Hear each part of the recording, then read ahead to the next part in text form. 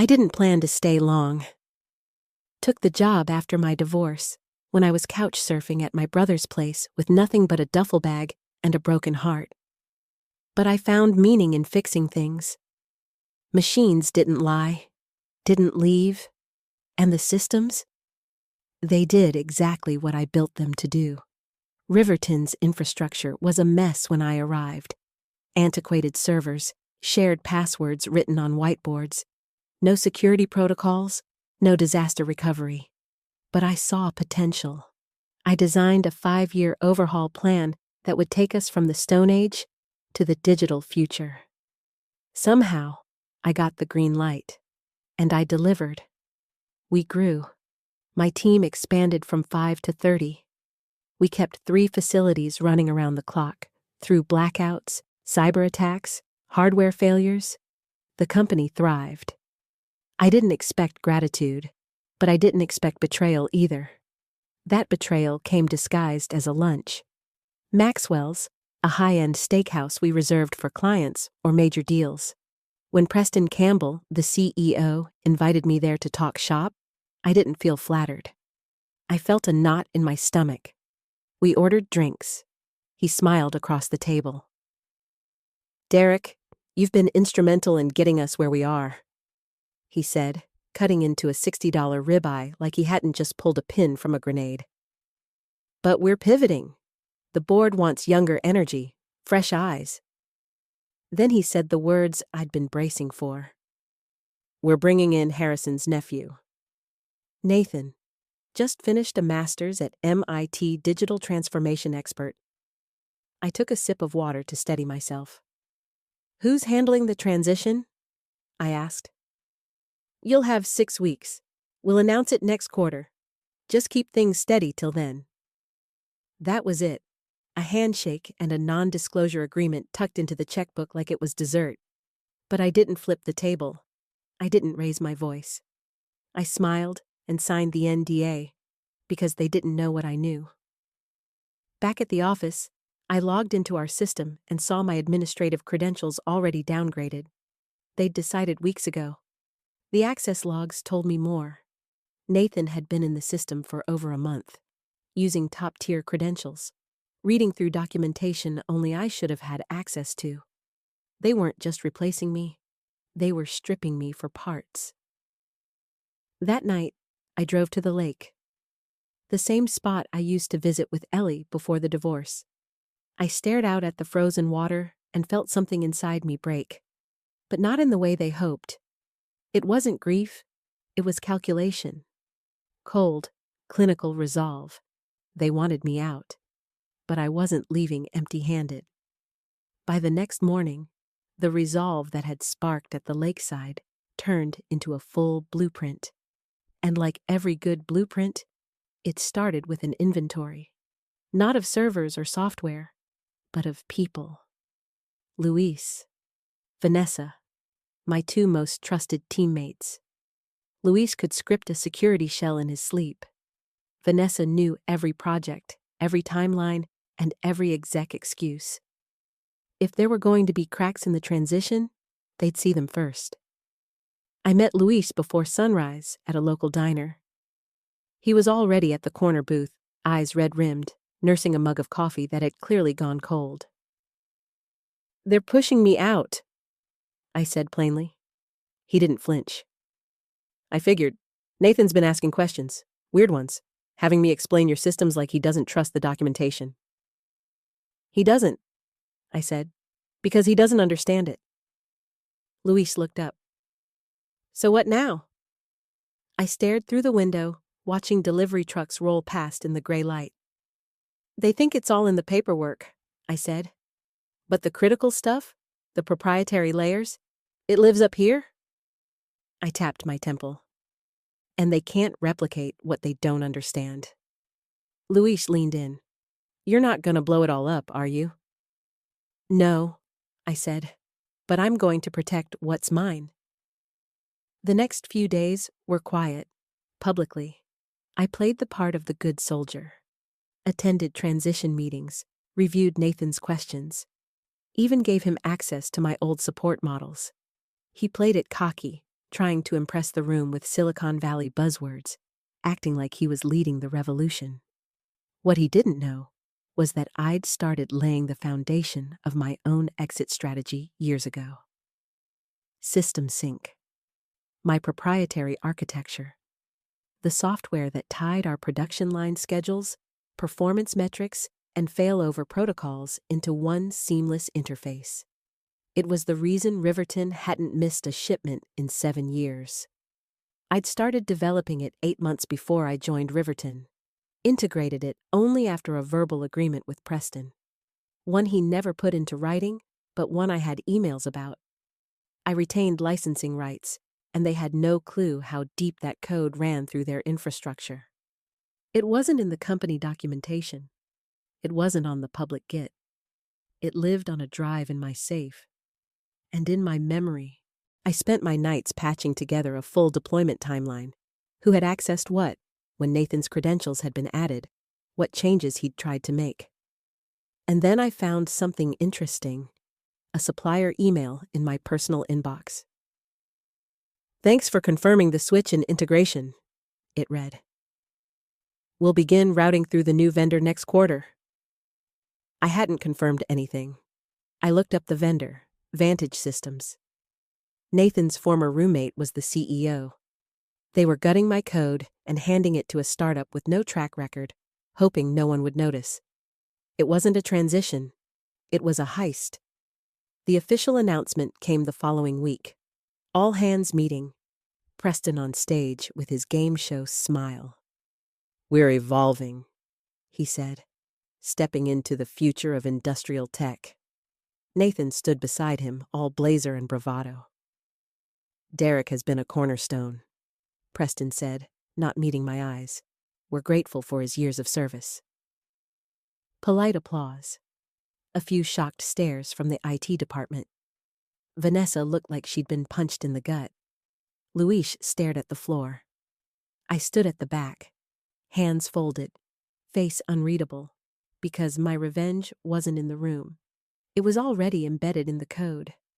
After the meeting, I requested a sit-down with HR. Diane, the HR director, slid a thick document across the table.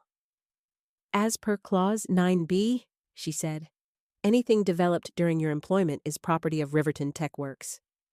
I flipped to the licensing section. "System Sync predates my employment," I said. "Integrated under a licensing model. Emails confirm this.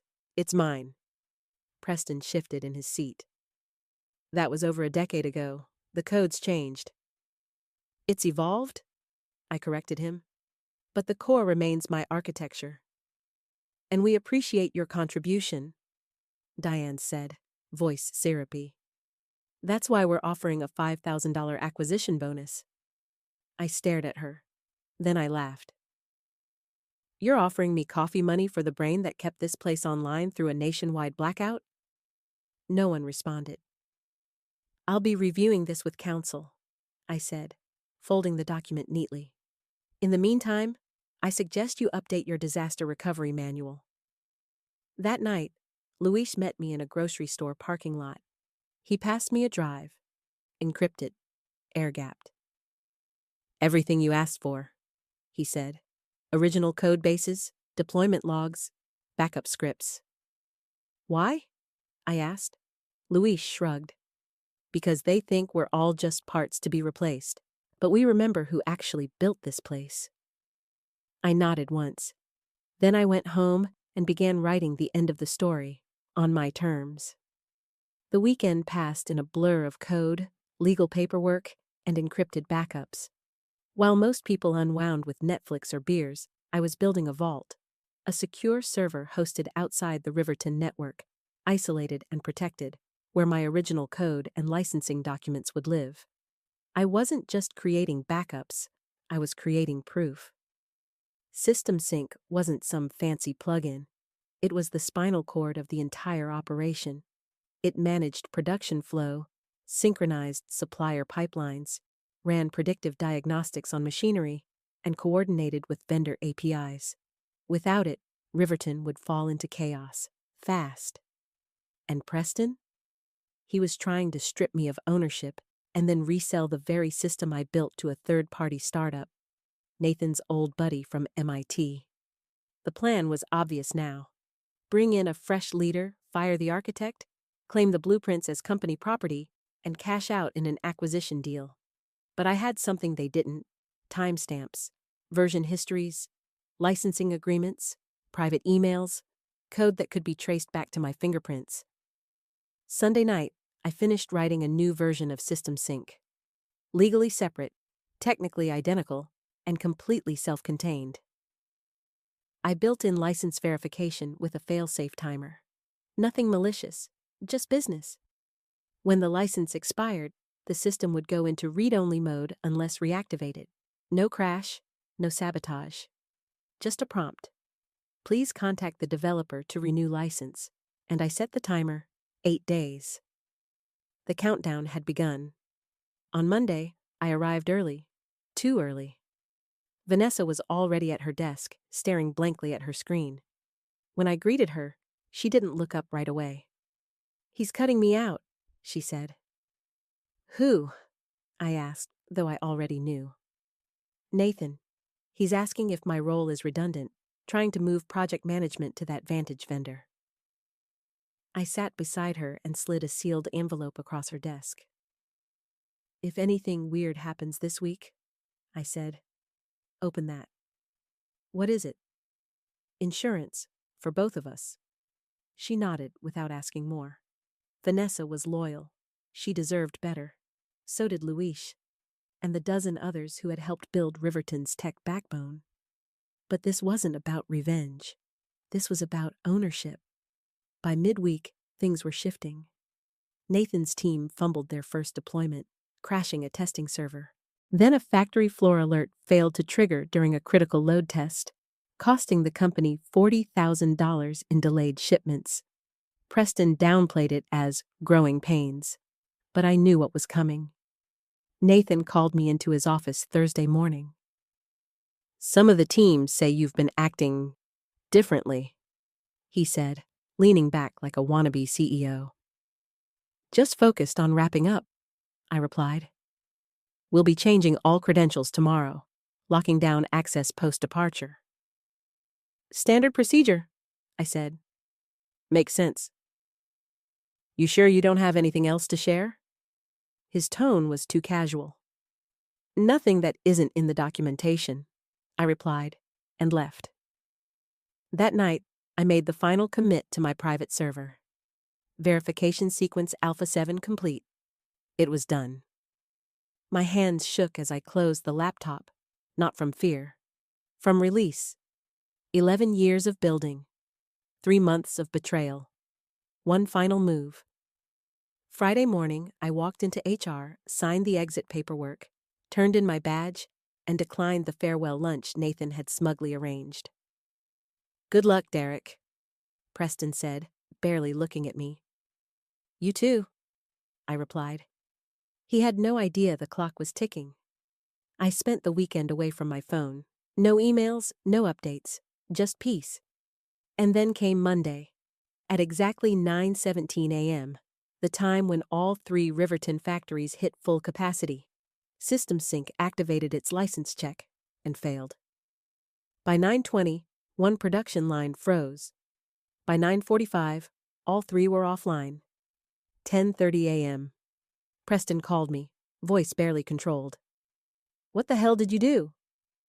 "Nothing," I said calmly. "The software license expired." "You can't do this!" "It's all in the agreement," I said. Clause 7. License renewal required after 11 years or termination of primary developer. You terminated me. You chose not to renew. There was a long silence. Then I added, "I've sent a standard renewal offer to your legal team. Ownership acknowledgement, licensing fee, and a non-disclosure clause." "This is extortion." "This is protection," I said. "For my work, for my rights, for what you tried to steal." By 5 p.m., the license was signed. My ownership was intact. And Riverton? They were bleeding clients by the hour. 3 days after Riverton signed the renewal agreement, I sat across from TechCore Industries' VP of Operations in a sleek downtown office with floor-to-ceiling windows and a view of the skyline I used to see only in pictures. TechCore had been watching. They knew Riverton's acquisition was pending. What they hadn't expected was the infrastructure crisis that had nearly derailed the deal. But once they traced the issue to my licensing code, once they realized the system their investment depended on wasn't truly owned by Riverton, they reached out. "We'd like you to lead the technical integration," the VP said, sliding a contract toward me. "As a consultant." I glanced over the offer. Double my old salary, full control over hours. No corporate ladder to climb, just the autonomy to do what I did best: build systems that couldn't be broken by politics. "And Nathan?" I asked. The VP didn't hesitate. "Transitioning to other opportunities." I signed the contract that afternoon. Luis called me 2 weeks later. He was whispering like someone afraid of being overheard. "Nathan's gone," he said. Official line as he moved on. Truth is, 3 major clients threatened to walk after the system failures. I didn't celebrate. It wasn't about Nathan. It never was. He was just a pawn. Preston, on the other hand, remained. But not really. He kept the CEO title through the acquisition, but everyone knew he had no real power. His office was on a different floor now, far from where decisions were made. That was his punishment: irrelevance. A month later, I bought a small cabin by the lake. Same lake Ellie and I used to visit before everything fell apart. I hadn't been back since. Now it was mine. Nothing fancy, just a quiet deck, a sturdy roof, and a view of the water I could finally watch without feeling like I was drowning in it. Vanessa joined my consulting firm soon after, then Luis. Eventually, half of my old department came over, not as employees, but as partners. We started taking clients who valued integrity over optics, who understood that the quiet people in the corner offices often hold everything together. I never raised my voice, never sent a single angry email, but I made sure they would never forget what I'd built, or what they'd tried to steal. A year later, I ran into Preston at a restaurant downtown. He saw me first, tried to pretend he hadn't, but then he turned, walked over, and stood by my table. "You won," he said simply. I looked at him, really looked.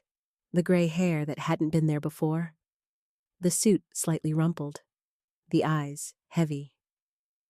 "It wasn't about winning," I said. "It was about value, knowing what mine was." He nodded once, then walked away. I sat there a long time, sipping my drink, staring out at the lights flickering across the river, thinking not about revenge, but about the systems we build, the ones that break and the ones that endure. The weeks after that quiet encounter with Preston passed in a blur of motion. Client meetings, code reviews, and onboarding sessions with companies looking for something different, something real, something solid. I gave them that, not with slogans or sales pitches, but with the same principle I had lived by for more than a decade.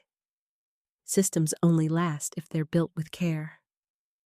My small consulting firm, which began as little more than a reaction to betrayal, had grown into something stable, something meaningful. We weren't trying to scale fast or impress investors. We wanted to be indispensable, like the backbone I once was at Riverton. Quiet, reliable, irreplaceable. Vanessa took over our client operations. Luis ran technical audits. I handled integration and architecture, crafting systems that were flexible enough to grow, but structured enough to withstand chaos. And clients came. Word had spread after the Riverton crash, quietly but fast. In the boardrooms of mid-sized manufacturers, in private Slack channels between tech leads and CTOS. People talked, and they remembered, not the scandal, not the shutdown, They remembered who fixed it. One rainy Tuesday afternoon, I got a message from TechCore's executive assistant. Their CEO wanted a call. "Nothing urgent," she said. "Just a conversation." I dialed in. "Derek," the CEO began, his tone warm, measured. "We're restructuring how we approach post-acquisition integrations. Your handling of Riverton showed us something important. Talent isn't always in titles." I waited. "We want to expand your role. Strategic oversight, autonomy, more resources. No red tape." I leaned back in my chair. The offer was tempting, not because of the title, but because it came with trust, recognition. "Send the terms," I said. "I'll look them over." That night, I walked out to the edge of my cabin's dock. The rain had stopped, and the lake was glassy and still. I thought about the man I'd been 11 years ago, broken, rebuilding, unsure if the pieces would ever fit again. Back then, I found peace in systems, predictable, logical, knowable. But I'd learned something deeper over time. People matter. The ones who show up early, stay late, ask nothing, and give everything. I hadn't destroyed Riverton. I had revealed its truth. And in that truth, I'd built something stronger. The next day, I got an email from a former Riverton colleague who hadn't made the jump to TechCore. "Just wanted to say thanks," it read. "You didn't just protect what was yours. You protected the rest of us, too." I stared at the screen for a long time. Then I closed my laptop. I didn't burn the bridge behind me. I let it collapse under the weight of their own choices. But the one I built after? It wasn't flashy. It wasn't loud. But it was real, reinforced. And this time, it was mine.